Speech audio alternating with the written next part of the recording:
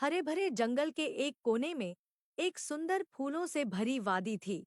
इस वादी में कई तरह के कीट पतंगे रहते थे, जिनमें से तीन सबसे खास थे। एक मेहनती मधुमक्खी जिसका नाम बिंदु था, एक खुशमिजाज तितली जिसका नाम तारा था, और एक संगीत प्रेमी टिड्डा जिसका नाम मोंटी था। एक दिन बिंदु सुबह सुबह अपने छत्ते से निकलकर फूलों का रस इकट्ठा करने चली गई।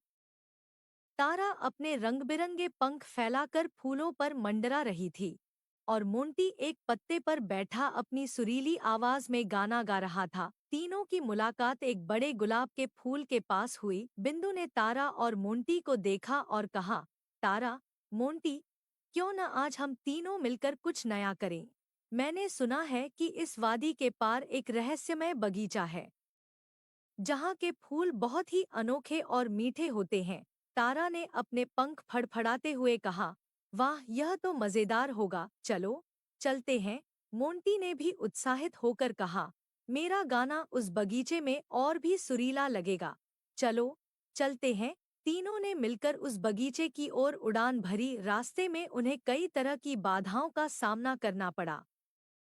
कभी घने पेड़, कभी तेज हवा, और कभी-कभी डरावने पक्षी, लेकिन तीनों ने मिलकर एक दूसरे का साथ दिया और सभी बाधाओं को पार कर लिया। आखिरकार वे उस रहस्यमय बगीचे में पहुंचे। बगीचा वाकई में अद्भुत था। वहां के फूल न केवल सुंदर थे, बल्कि उनमें से एक मीठी खुशबू भी आ रही थी।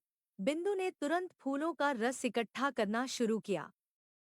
तारा ने फूलों पर मंडराते हुए अपने पंखों का जादू बिखेरा, और मोंटी ने अपनी सुरीली आवाज में गाना शुरू कर दिया। लेकिन तभी एक बड़ी मकड़ी ने उन पर हमला कर दिया। मकड़ी ने सोचा कि वह इन छोटे कीटों को आसानी से पकड़ लेगी।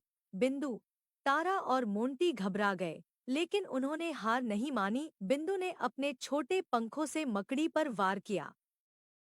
तारा ने अपने पंखों से धूल उड़ाई, जिससे मकड़ी को कुछ दिखाई नहीं दिया, और मोंटी ने अपनी तेज आवाज में गाना गाकर मकड़ी को विचलित कर दिया। तीनों ने मिलकर मकड़ी को भगा दिया और राहत की सांस ली। उन्होंने एक दूसरे को धन्यवाद दिया और खुशी-खुशी अपने काम में वापस लग गए। बिंदु ने सबसे मीठा रस इकट्ठा किया।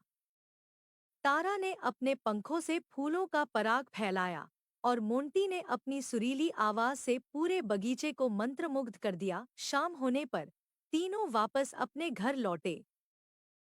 रास्ते में उन्होंने अपनी साहसिक यात्रा के बारे में बातें की और महसूस किया कि एकता और मित्रता से वे किसी भी चुनौती का सामना कर सकते हैं।